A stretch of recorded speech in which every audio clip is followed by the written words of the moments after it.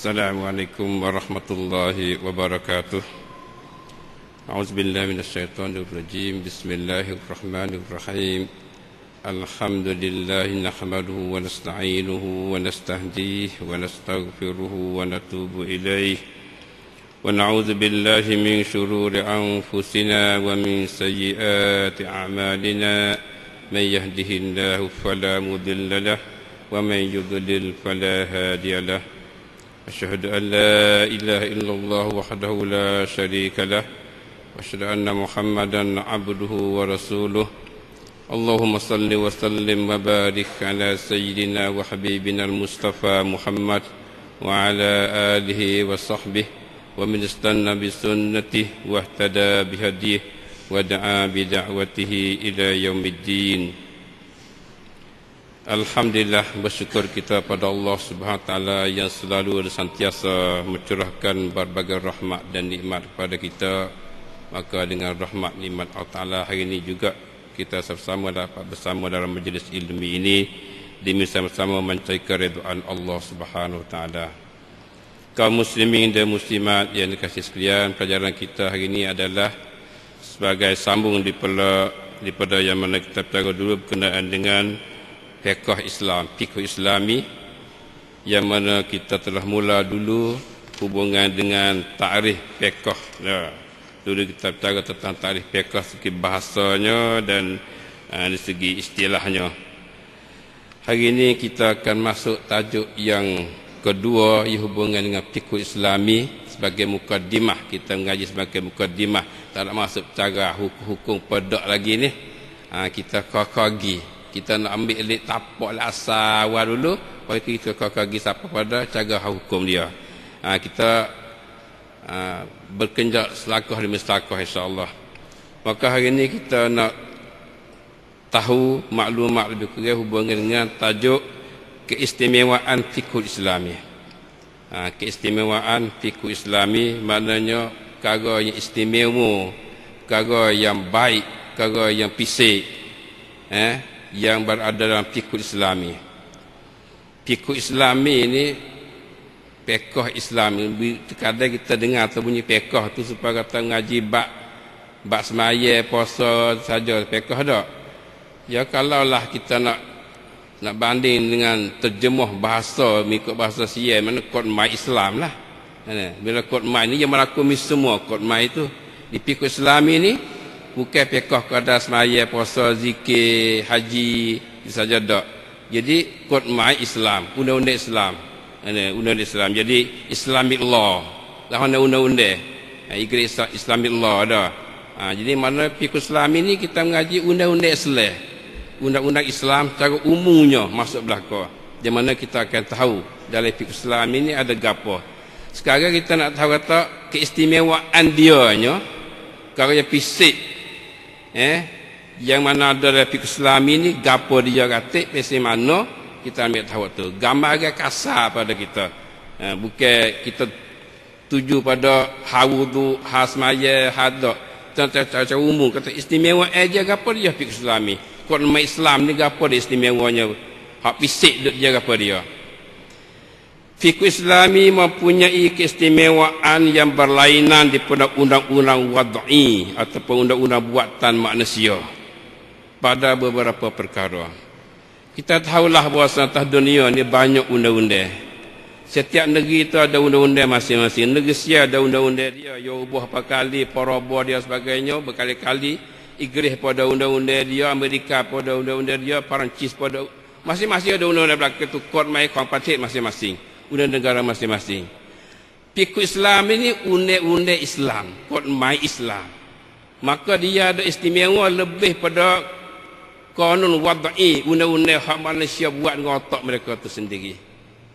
Jadi undang-undang Islam ni, fiqh Islam ini lebih pada undang-undang wad'i, undang-undang hak manusia buat dengan otak dia sendiri. Semua tu undang-undang dengan otak belaka tu, baik Amerika pun baik, Angkrit pun baik, Jepun pun baik, Cina pun baik, ikutlah semua undang-undang tu buat dengan otak sendiri. Cumanya undang-undang Perancis dan beberapa undang-undang yang mana ada di Eropah tu, kalau klik pada asalnya adalah mereka itu ambil pada fikih Islami dan mazhab Maliki. Masya Allah, tu nak kata istimewa di antara istimewa fikih Islami. Jadi ada undang-undang Perancis pada mula-mula dulu dan beberapa undang yang mana ada di Eropah tu hasil pada Perancis tu, dia ambil daripada fikih Islami dalam mazhab Maliki. Lepas tu dia kaya lagi. Dia kaya lagi jadi kod Mailuk tu. Ya terkadang ada macam-macam dah jadi kod Mailuk tu. Tu dia. Apa rasanya situ? Maka sinilah kita nak gambar kita tengok kata fikul Islami, fikul Islam kita ni ada istimewa, ada kelebihan, ada benda fisik dalam dianya lebih daripada undang-undang manusia. Ini kita gambar tengok oleh kita. Tertaruh dalam sini kita. Sudah itu kita bahasa tengah ngaji pekah mesti pondok itu, pokok pekah ada apa? Bukan. Fikih Islam ni undang-undang Islam. Cumanya kita pandai pakar tak pandai pakar tu ya. Lepas tu tepat nak bakar tu dia bakar belakang dok. Hatu saja. Pasal isi dia tu ada istimewa, ada fisik. Inilah kita nak kenal gapo dia gatik ke fisik, ke fisik san dia fisik. Ke fisik san dia tu tak? Cara mana tu? Atau keistimewaan dia tu cara mana? Kita nak tahu lebih kurang. Sikit sebanyak walaupun tak semua dalam cara kita ni. Maka antaranya yang pertama asasnya wahyu Islami, wahyu ilahi, masya-Allah. Jadi bagi ikhwan kuat yang mana kalau nak milik muzakirah kita fikih Islam dan perkembangannya mungkin ada di bawah tu. Ada yang tak boleh dulu. Jadi ni kita waktu boleh dulu lagi. Jadi kalau sesiapa yang mana ingin nak ada ikut sama, nak tatap bersama dengan kita waktu kita mengajar ni, boleh tengok di bawah tu kalau ada, wallahu alam lah. Jadi antara istimewa fikul Islami yang pertama asasnya wahyu ilahi. Masya-Allah. Ya tak sepadah tu dengan undang-undang dunia tu. Tak sepadah dengan undang-undang dunia. Asas fikul Islami ni, asas fikul mai Islam, Islamic law ni, asas dianya ialah wahyu ilahi. Wahyu Tuhan. Bukan undang-undang manusia dak. Masya-Allah. Hak ni lebih dah daripada mana-mana. Hak ni kita nak bangga. Kita orang Islam, kita macam fikul Islam, kita nak bangga atau undang-undang kita lebih daripada hak lain-lain dah. Tu dia. Jangan sanjung lagi undang-undang Amerika, undang-undang Inggeris, undang-undang Perancis sebagainya. Hak kita lebih. Sebab apa? Asas undang-undang kita ni ialah wahyun ilahi. Wahyu Allah Subhanahu wa taala, wahyu Allah. Iaitu sumbernya daripada wahyu Allah. Sumber undang-undang kita pada wahyu Allah. Melalui Al-Quran dan As-Sunnah.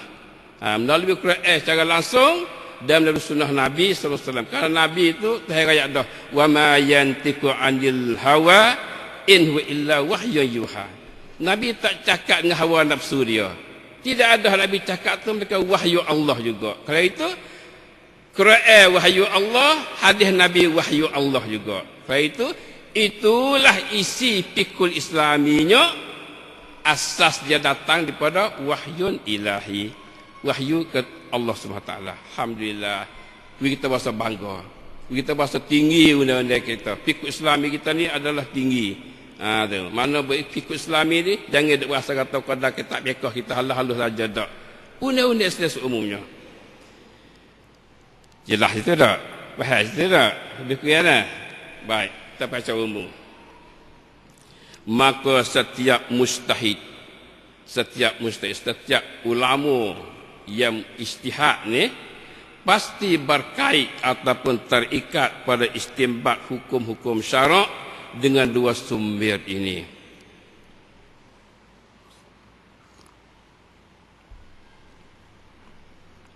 Maka setiap mujtahid, setiap ulama yang ijtihad hukum pasti berkait, kena terikat pada istinbat hukum-hukum syarak. Nak istinbat hukum syarak, mustahid nak istinbat hukum syarak, nak watubik hukum syarak, mesti istinbat, mesti terikat dengan dua sumber ini. Kena ikat dengan Quran dan hadis.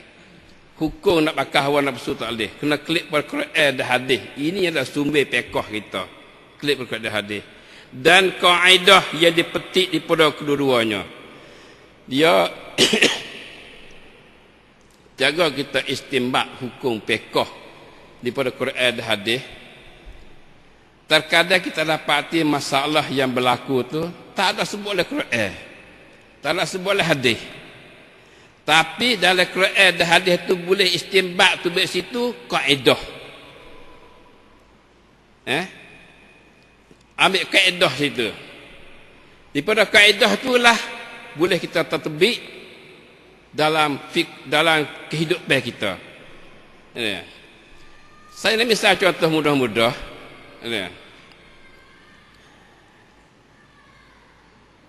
Dalam hadis Nabi royak, kalau seorang itu berasa tak sedap di punggung dia, di dubur dia, tubik angin ataupun tak tubik angin. Juga secara reka-reka, kalau seorang yang berasa tak sedap di punggung dia, tubik angin ataupun tak tubik angin, maka dia tak batal wuduk dia sehingga yasma' sautan au yajid rihan, sehingga dia dengar suara tubik dulu ataupun bau tubik. Nah, tu. Seorang aku ketuk tak ketuk ni, tak cerak. Nabi kata tak apa, sehingga dia dengar suara peruk tubik. Tak ketuk ataupun bau busuk, cerak tak ketuk. Hadis ni ulama kita istiak tubik kaedah. Mari kaedah. Kaedah apa? Al-yakin la yazulu bisyakki. Al-yakin la yazulu bisyakki. Yakin tu tak hilang yakin sebab syak. Kita ada wuduk, cumanya duk syak, ketuk tak ketuk. Belum pada ada syak tu dia mau yakin kita kata ada wuduk dia mau. Yakin kata ada wuduk, kali tu duk tak yakin tu. Duk yakin tu. Tadi ada semaya. Tak ingat dah lah, ada ke tak ada. Jatuh di atas ketuk tak ketuk. Pan hukum lagu mana? Kalau tak ada Al-Quran, tak ada hadis, kelik pada kaedah ni. Al-yakin la yazulu bisyak. Yakin tidak menghilangkan dengan tidak dihilangkan sebab syak. Kira ada, sudah tak ada, belah ni sudah syak lah ni.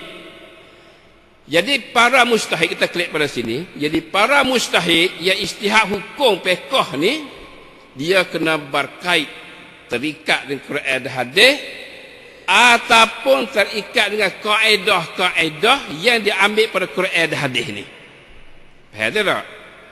Dia nak pergi petua ataupun keluar hukum dengan hawa nafsu dia, nampak atau buat lagu ni sedap ni ikut hati kita, tak boleh. Quran tak ada, hadis tak ada, klik pada kaedah. Dan kita dapati ulama-ulama kita tu telah hipo, Masya Allah, kita bersyukur, terima kasih pada ulama kita minas sabiqin al-awwalin. Mereka tu buat kaedah siap dah tahu kita. Tak ada kena duk kita tu kena duk cari buat kaedah semula, nak buat lagu tak. Ada siap dah. Kalau itu bagi mustahid ni klik kaedah tu lah, kalau tak dapat Quran dan hadis. Faham tak? Maka kliklah kita pada kata ini adalah istimewa fiqhul islami. Benda fisik dari fiqh Islamnya bukan guna hawa nafsu, bahkan daripada wahyu Allah SWT, Quran dan hadis, ataupun kaedah yang dapat daripada Quran dan hadis itu. Jelas tak? Masalah alhamdulillah. Itu dia. Inilah kita nak bagi, bukan fiqh Islami adalah fiqh yang direka-reka oleh otak manusia tak. Mereka ada tempat ambilnya daripada ulama-ulama kita. Jadi maka setiap mujtahid pasti berkait, terikat pada istinbat hukum syarak dengan dua sumber ini, dua tempat keluar ni, Quran hadis dan kaedah yang dipetik daripada kedua-duanya. Kakak ni saya nakal pada Al-Fiqhul Islami juzuk 1 muka 18 dan juga Al-Fiqhul Manhaji dan Mazhab kita Syafi'i juzuk 1 muka 15. Dan kerana kedua-duanya Quran dan hadis itu adalah asas Islam yang lengkap dan sempurna. Hak ni kita nak yakin dah. Quran dan hadis asas Islam hak lengkap dan sempurna, cukup lengkap Quran dan hadis. Nak lagi tak boleh kita orang Islam daripada isi Quran dan hadis. Inilah asas kitanya dan dia adalah lengkap dan sempurna semuanya. Alhamdulillah. Jelas pada kita tak? Alhamdulillah. Firman Allah Subhanahu wa taala, "Al-yawma akmaltu lakum dinakum wa atmamtu 'alaikum ni'mati wa raditu lakumul Islam madina." Suratul Maidah ayat yang ketiga. Maksudnya pada hari ini bagi ikhwan akhwat yang mana ada muzakirah tu, beki sikit ya, ada silap-silap sikit sebanyak dalam tight tu terjatuh sebagainya. Maksudnya pada hari ini aku dah berkeku saja, kita buat aku telah mesempurnakan bagi kamu agama kamu. Masya-Allah, Tuhan telah berjamin ni dah.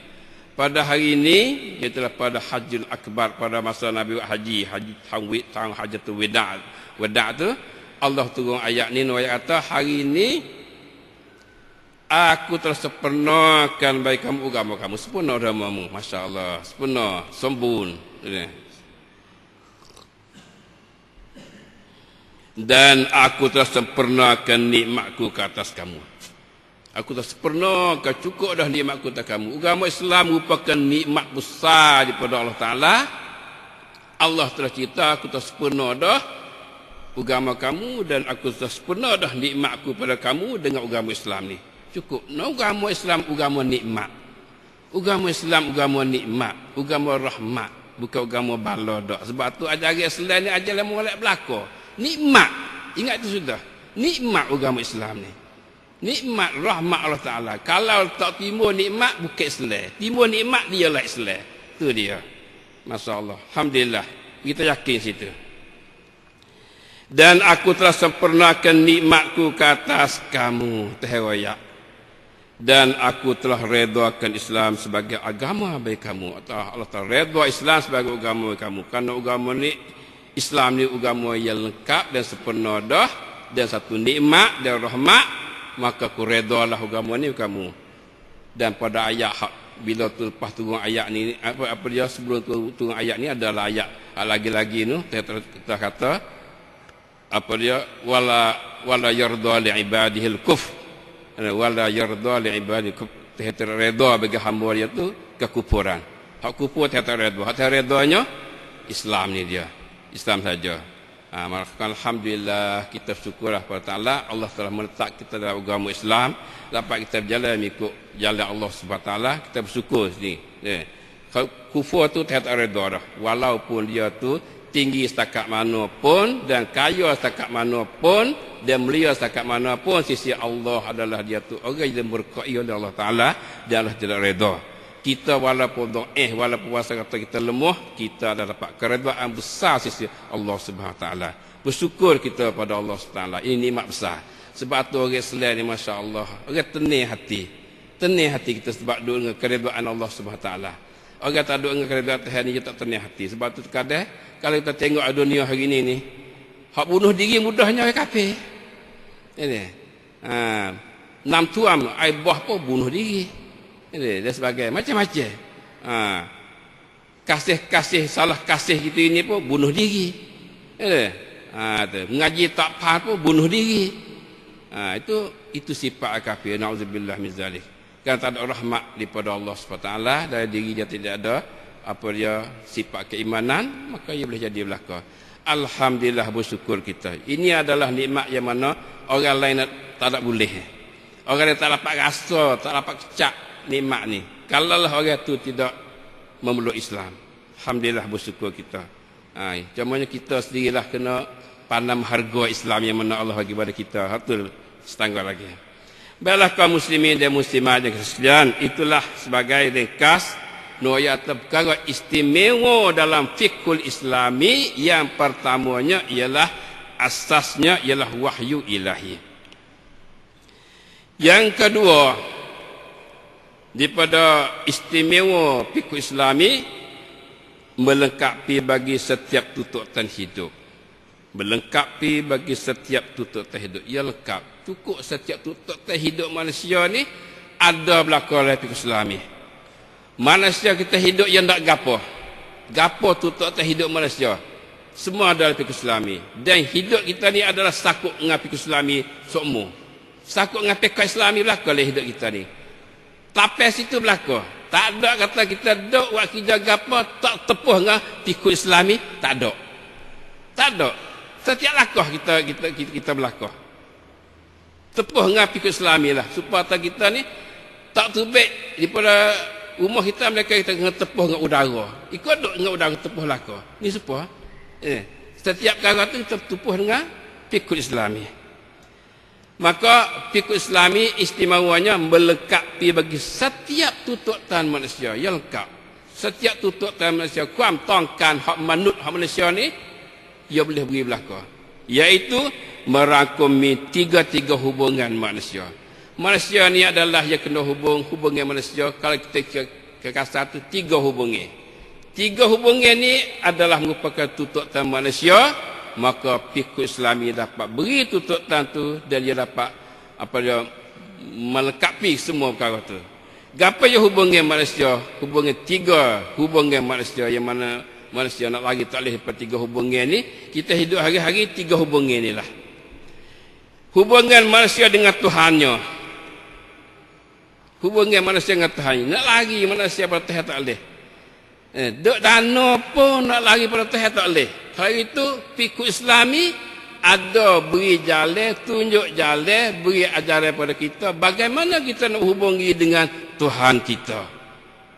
Manusia nak lari pada Tuhan tak boleh. Siapa dia katik boleh lari pada Tuhan? Dia tu akan selamat daripada azab Allah SWT di akhirat esok. Tak kena masuk neraka lah dia tu. Kalau lah dia tu boleh lari pada Tuhan. Boleh tak? Nak lari kan? Dia nak lari pada Tuhan tak boleh. Kalau itu bila lari tak boleh, ada hubungi setiap minit dengan Allah SWT. Maka fikih Islami adalah telah beri tunjuk jalan pada kita. Itulah hubungan pertama, hubungan manusia dengan Tuhannya. Hubungannya dengan dirinya sendiri. Hari cerak juga. Kita hubungan diri sendiri, ada hubungan sama diri sendiri. Hubungan apa? Tak kena rayak dah. Mata duk kita, telinga duk kita, mulut duk kita, perut duk kita. Pagi tadi makan dah, hubungan diri lapar. Setagi lapar pula, makan pula. Dahaga air minum pula. Tu hubungan diri. Maka fikih Islami ambil kira benda tu ada hubungan dengan manusia. Ada hubungan dengan manusia benda tu. Betul tak? Tu ya. Yang ketiganya dan hubungannya dengan masyarakatnya. Hubungan kita dengan masyarakat. Nak lagi tak boleh pada masyarakat. Manusia duduk seorang tak boleh. Kalau terhari kita, Masya Allah. Cawat taning ni, beri musorang ya. Mana? Cawat tani semua berapa ribu rai ni beri musorang ya. Tak ada manusia lain saya kabut. Dia duduk seorang. Tak boleh duduk ya seorang. Kaya tu, berapa ribu rai, berapa juta tu. Tapi muda seorang mu ya. You boleh tak tak? Pergi buat apa boleh? Dia nak makan nasi, benda yang tak nak buat. Dia nak buat benda, dia kena gala, tak ada benda gala. Dia seorang dia buat apa boleh. Kalau itu kena ada hubungan manusia. Ada hubungan manusia. Buat benda, kena cadai benda, alat-alat benda. Nak motong, kena ada alat-alat motong dan sebagainya. Lepas tu dia seorang boleh buat. Tak boleh buat. Dia untuk pegang lain. Supaya kita lah ni bisa motong kita buat sendiri. Kita rasa bisa motong? Tak. Makuk kita buat? Tak. Lepas tu kalau boleh susul lah buat apa? Pakai. Tak pakai pasal mana? Cuah situ. Buat kita jawab apa cuah situ? Dia kena hubungan dengan manusia. Hubungan dengan manusia.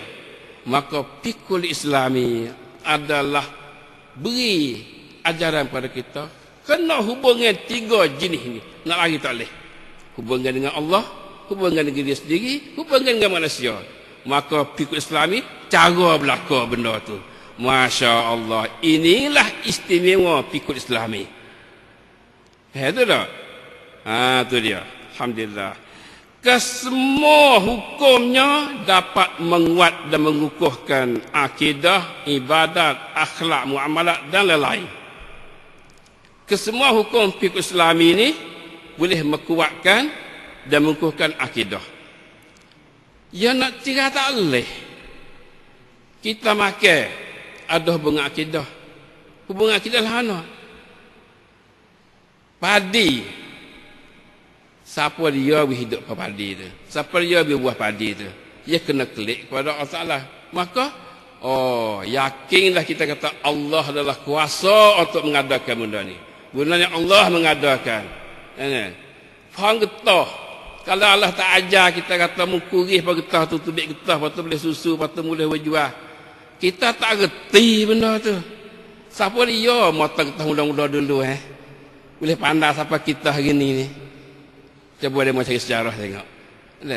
Hak orang mula-mula matang getah, tak kata faham getah ni boleh buat berani. Pakai susu. Siapa dia?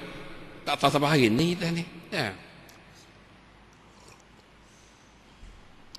Jadi nak benar yang mana sakut dengan manusia, sakut dengan kita sendiri, itu semua tu adalah boleh menguatkan hubungan kita dengan Allah, iaitu menguatkan akidah kita dan juga menguatkan ibadat kita. Daripada fikih Islami perkara sakut tadi tu, boleh kuat ibadat kita lah, mana kita makan, boleh tubah gagah tubuh kita, boleh kita buat ibadat dan sebagainya. Dan menguatkan akhlak kita, hubungan manusia. Ya kena ada muamalah baik, kena ada gapo semua tu. Semua tu adalah boleh berkuatkan akidah kita, dan semua tu adalah hubungan rapat belakang tu. Akidah, akhlak, ibadat, muamalah dan lain ada hubungan rapat belakang tu. Nak cerah tak enggak tak boleh.